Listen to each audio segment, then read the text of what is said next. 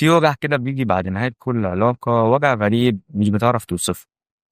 بتفضل الذكرى لازقة في دماغك كأنها شريط سينما بيتعاد كل شوية. بتحاول تهرب، بس بتتفاجئ إنك بتشوفه في كل أغنية وفي كل مكان بتروح. ناس كتير بتقولك انسى، وكأن النسيان ده شيء بنعمله بزرار. بس إيه رأيك لو قلتلك إنك تمحي شخص من ذاكرتك؟ دي مش بس حاجة مستحيلة، ولكن دي كمان مش الحل. في الفيديو ده هنسافر أنا وأنت جوه مخنا، وهنفهم ليه الوجع ده بيحصل، وإزاي إن مخك ده نفسه هو أقوى أداة ممكن تستخدمها علشان تتحرر من الماضي. وجع القلب ده مش مجرد إحساس، دي كيمياء بتحصل جوه دماغك. لما بتحصل صدمة عاطفية مخك بيعتبر ده تهديد، فبيطلق هرمونات التوتر زي هرمون الكورتيزول والإدرينالين. هي دي الحاجات اللي بتخليك مش عارف تنام، شهيتك مقفولة ودايما حاسس إنك مرهق، كأن جسمك في حالة طوارئ مستمرة. بس الأخطر من كده هو اللي بيحصل لهرمون السعادة، الدوبامين. مخك بيتعود على الشخص كمصدر مكافأة، وجوده، صوته، حتى مجرد التفكير فيه كان بيطلع دوبامين. لما الشخص ده بيمشي مصدر المكافأة بيتسحب فجأة. ده اللي بيخليك تحس بنفس أعراض الانسحاب اللي بيحس بيها أي حد بيبطل حاجة كان مدمنها، زي مدمن المخدرات.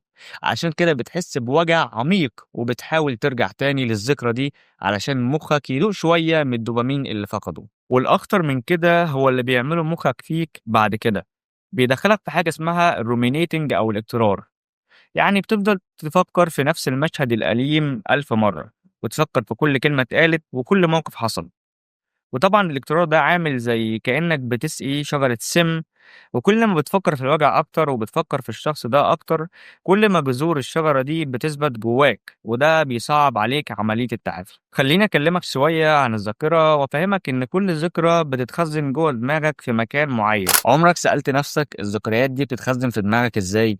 دي في ذكريات بتفضل حية كأنها حصلت امبارح، وفي ذكريات تانية بتختفي مع الوقت. هل النسيان ده مجرد زرار ممكن ندوس عليه؟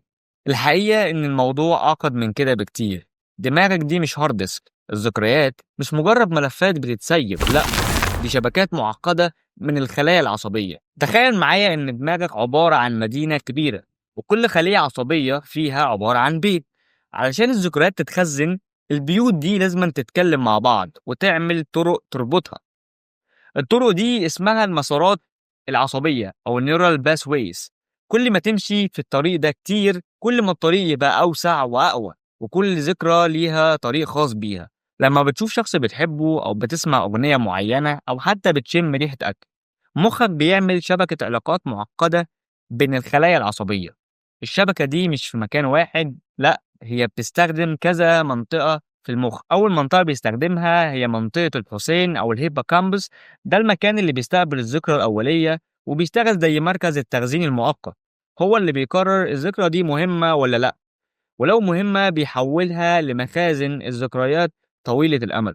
تاني جزء وهو جزء القشرة المخية أو الكورتكس، هي دي مخازن الذكريات طويلة الأمد. الذكرى الواحدة ممكن تكون متخزنة في أكتر من مكان. الصوت بيكون متخزن في حتة، والصورة في حتة، والإحساس في حتة تانية خالص. عندنا أنواع مختلفة من الذاكرة، وكل نوع ليه مساراته الخاصة بيه. الذاكرة قصيرة المدى أو الشورت تيرم ميموري، دي الذكريات بتفضل في دماغك لمدة بسيطة جدا، زي رقم تليفون بتكتبه. المسارات بتاعتها ضعيفة وبتتفكك بسرعة لو ما كررتش المعلومة. الذاكرة طويلة المدى أو اللونج تيرم ميموري، دي اللي بتبقى معاك العمر كله. علشان الذكرى تتحول من قصيرة المدى لطويلة المدى، بتحصل عملية اسمها التقوية طويلة الأمد. العملية دي بتخلي المسارات العصبية أقوى وأسرع، كأنك بتسفلي الطريق بدل ما كان تراب. طب إيه اللي بيخلي الذكرى قوية؟ طبعا العاطفة. أي ذكرى مرتبطة بمشاعر قوية سواء سعيدة أو حزينة بتشتغل زي البنزين على النار. المشاعر دي بتنشط منطقة اسمها اللوزة الدماغية، ودي بتخلي المخ يركز أكتر ويقوي المسارات العصبية المتعلقة بالذكرى دي. علشان كده الذكريات اللي فيها وجع أو حب بتكون صعبة جدا إنها تتمحي. طيب لو أنا عايز أنسى حاجة معينة، هل في طريقة أهدم بيها الطرق القديمة؟ علميا هدم المسارات بالكامل حاجة شبه مستحيلة. المسارات دي بتبقى قوية جدا، ولكن الحل في عملية تانية اسمها النيوروبلاستيستي، المرونة العصبية. انت مش هتهدم الطرق القديمة ولا حاجة، لكن انت هتوقف انك تستخدمها وفي نفس الوقت هتبني طرق جديدة خالص. خلينا نتكلم على بعض الحاجات اللي نقدر نعملها، وطبعا دي هتضعف الطرق القديمة لذكرى معينة، وهنحاول نبني طرق جديدة.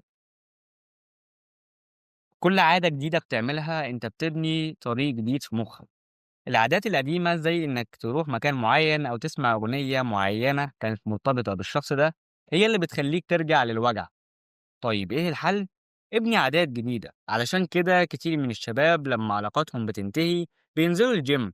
هما بيبنوا عادة جديدة بتصرف طاقتهم السلبية وبتخلي مخهم مشغول بحاجة تانية. ومش بس كده، جسمهم بيفرز هرمونات بتخلي مودهم أحسن. ده تطبيق عملي على المرونة العصبية. انت بتغير مسار الألم وبتبني مسار جديد للقوة. كل خطوة صغيرة بتاخدها في الطريق ده بتضعف قوة الطريق القديم المؤلم. ده مش كلام تنمية بشرية، ده علم حقيقي. لما تلاقي الذكريات هجمتك جرب تقنية بسيطة بيستخدمها المعالجين اسمها 1 2 3 4 5. هي بتساعدك ترجع للواقع، بتساعدك تفصل عن الذكريات أو عملية الاكترار اللي انت بتخش فيها. عايزك تبص حواليك وتسمي 5 حاجات انت شايفها، وبعدين ركز وسمي 4 حاجات انت سامعها.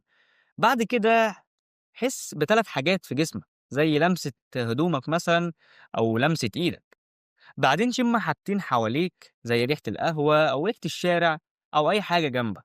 وفي الآخر دوق حاجة واحدة بس. التقنية دي بتجبر مخك إنه يرجع من الماضي للحظة الحالية اللي احنا فيها، وبتكسر حلقة الاقترار والوجع اللي بتحس بيه. أنا عايزك تفهم كويس إن الهدف مش إنك تمحي الشخص ده من وجوده، ده مش ممكن أصلا. هدفك إنك تتعايش مع الذكرى بطريقة صحية، إنك توصل لمرحلة تبص فيها على الذكرى وما تحسش بوجع، كأنها مجرد قصة حصلت في الماضي، قصة علمتك كتير وخلتك أقوى. الذكرى هتفضل موجودة، بس قوتها عليك هي اللي هتتغير، هتتحول من سلاح كان بيوجعك لدرس خلاك أقوى. النسيان مش إنك تمحي الذكرى، لا، زي ما قلت النسيان هو إنك تفقد قوة الذكرى دي عليك. مخك ده أقوى آلة في الكون، وإنت اللي بتتحكم فيها عن طريق فهمك للمسارات العصبية. أنت بتفهم إزاي الذاكرة بتشتغل وإزاي ممكن تتعافى منها. أنت مش رهين في الماضي، أنت القائد اللي بيحدد الطريق اللي هتمشي فيه من هنا ورايح. أنا عايزك تفكر فيها كده، كل يوم جديد هو فرصة ليك علشان تبني مسار عصبي جديد. كل خطوة صغيرة بتاخدها بتبعدك عن الوجع وتقربك من الحرية اللي أنت عايزها. أنت أقوى مما تتخيل، ومخك ده أقوى حليف ليك في رحلة التعافي. وبس كده، سلام عليكم.